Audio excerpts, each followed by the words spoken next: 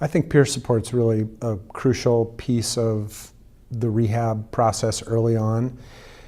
Professionals within the rehab world can provide lots of education about how things happen and how to do certain things, but I don't think there's any replacement for somebody who really knows what it's like, who's living it, who has validity from the person that they're speaking with in terms of this person truly knows where I'm coming from.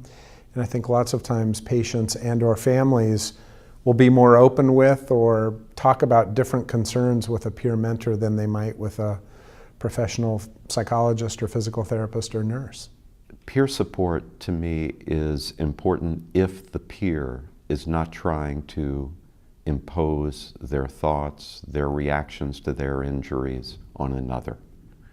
And I think they're there as guides, but not coercive guides. And there's that instant connection of, you've gone through this before, you get what I'm talking about. And there's this extra level of credibility.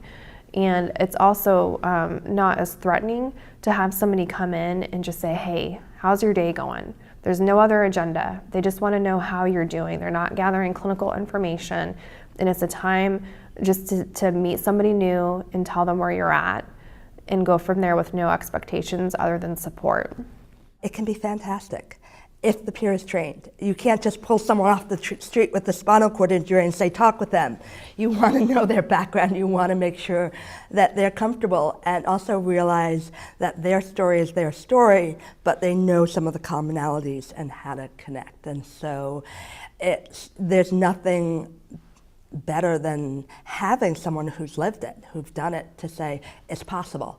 If I can do it, so can you, and to provide some specific encouragement. I have a person who I spoke to on the phone after discharge last week, and that person told me that a person who had a spinal cord injury 15 years ago was telling him all the things that the team had mentioned, except it was real. So when he spoke of getting on a plane and how you have to really prepare for that, I was going like, oh, he heard that before, but now it was in reality, and it made that difference.